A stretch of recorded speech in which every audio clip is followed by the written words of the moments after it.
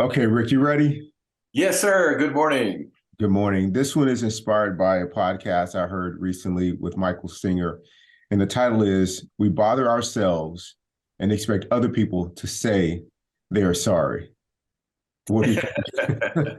Make other people apologize for your faults. Sounds like something I do. Um, me too, me too. This is like the story of my behavior, man. This is it. This is the summary. And this applies to not only people, but also to life situations for me. And a good example, I mean, all the examples that I think of, man, they're just, when I think of them, they're so trivial. They're so trivial. And I can't believe that I'm playing such a small game that something like that would bother me. Let's start with something simple of someone showing up late.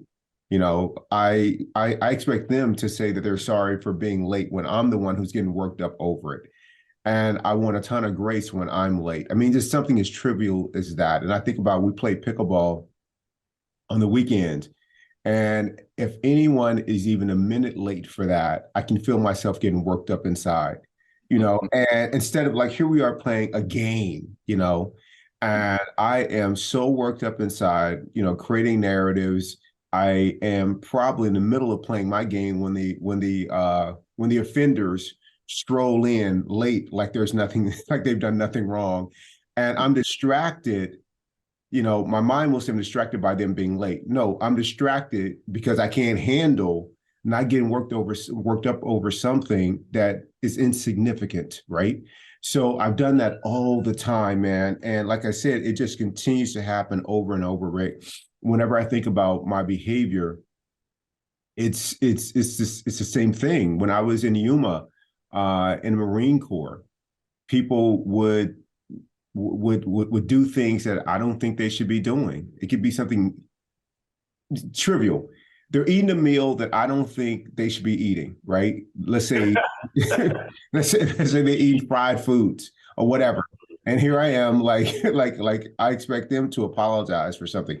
Or it could be something to where I'm invited for dinner and they didn't consider what my dietary preferences are. And then I think they should apologize for not having asked me what did I want. Or just, I mean, you name it, man. I literally bother myself about what people do, what they don't do, how they say it, how they don't say it all the time. And I'm the one who is creating the problem. I'm the one who's doing it. But I expect them to apologize for it over and over and over again. What's your take? Yeah, well, I think the point of the whole idea is that even though we think that we're taking the right angle, by being objective and having a real good reason why we're offended and why we need an apology, the reality is all of that causes your own suffering. So if you let it go, you don't suffer, at least in that area. I have the same problem. For years, what I couldn't get over was other people thanking me.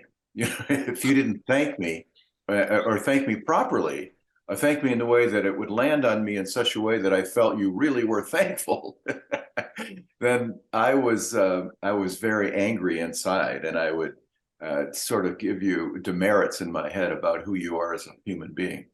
And the thing that I realized after a while is that this was part of a whole constellation of bad actions where I was focusing on the external. I was looking at things that were causing me, I thought, problems when it was actually, as you say, the reaction that you have to these things that causes the suffering. Plus, it's completely unfair.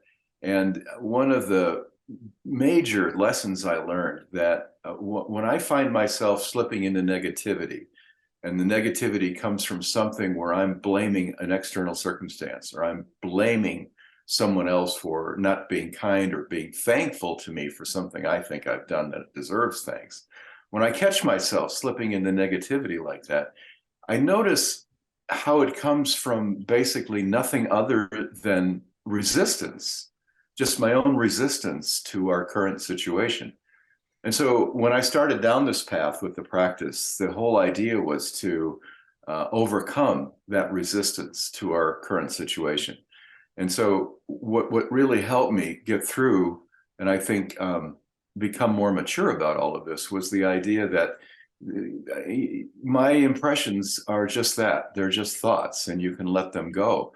What we can change is our perception. If you want to have a better life, if I wanted to have less suffering, then my perception is the key. You know, what we can change is our perception. At the end of the day, that's all you've got. You can't go out there and make the wind blow a different direction, make the sun shine when it's not, make the plants grow when they're not, have people say thank you when they're not. You can't control any of that. But what we can control is our perception of whatever it is that you're irritated about. And the effect of changing that perception changes everything. Yeah, I completely agree, Rick. I was just, as you were speaking, I was like, Rick nailed it. It's the whole thank you that people then say thank you for something that I did, an act of kindness or, some generosity. And I think they should. I told someone like I did something for their daughter. And I was like, they didn't send me a thank you text. Like, what's up with that? And I'm bothering myself about not getting it. And again, it goes back to that conditional giving. Like I Mm. didn't think it was conditional, but it was because when I didn't get the thank you, I wanted to, bring it up and I want an apology for why I wasn't, acknowledged for giving the gift. And that is a really, really good one, Rick. I've seen people do it too, that in relationships that their significant others or their spouses doesn't do what they think they should be doing in the relationship, and then they get all worked up. You're doing the working up. Like your spouse just did whatever they did, but you're the one who's suffering inside about it, and the spouse owes you an apology. Like I've done that my whole life. And it wasn't until the practice, as you mentioned, that I started to shift from there, started to working on like noticing when my mind would say, hey, listen, you know, a thank you would be nice here. I was like, well, one didn't occur.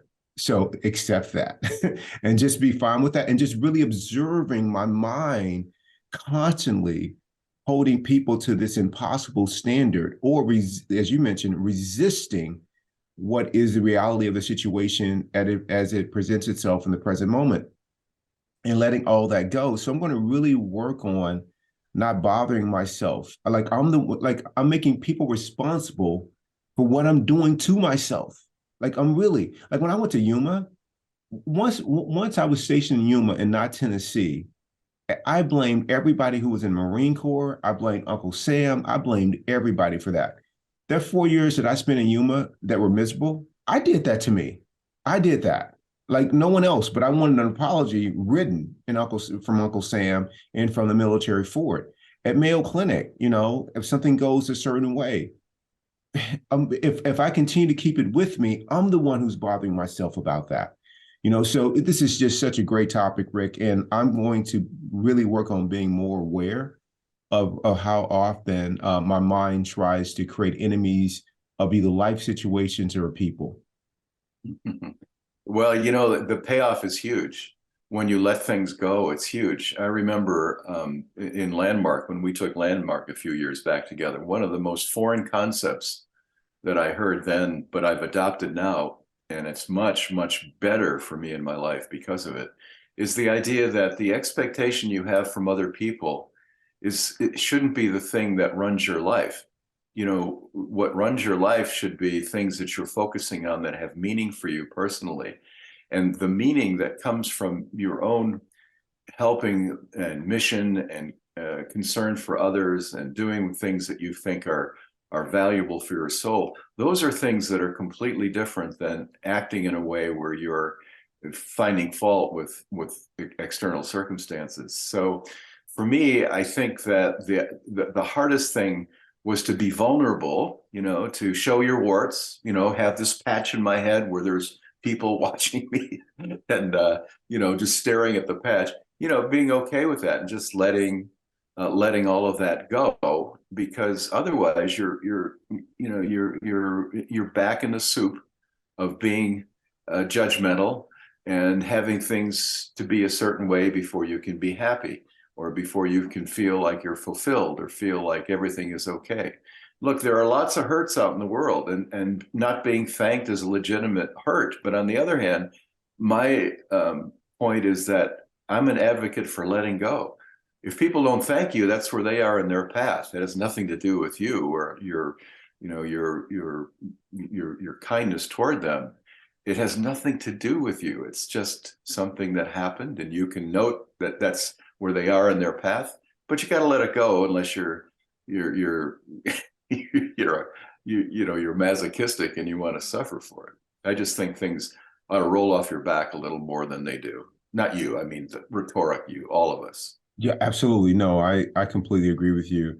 And I'm going to be a lot more aware, as I mentioned, about that tendency to be the one who's bothering myself.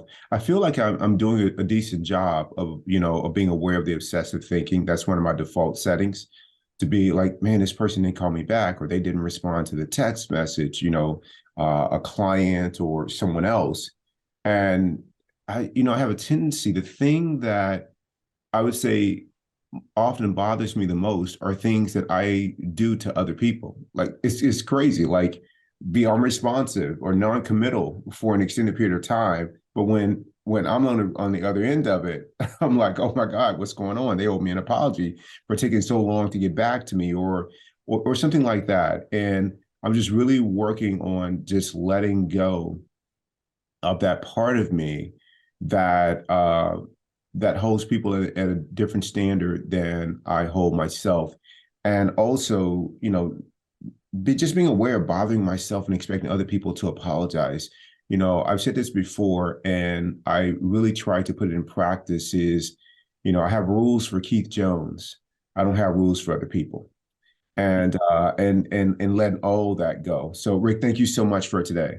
Oh, you're welcome, Keith. Thank you for your insights. Enjoyed being with you. Oh man, you were the one who blessed me with insights today. Thank you. I love you.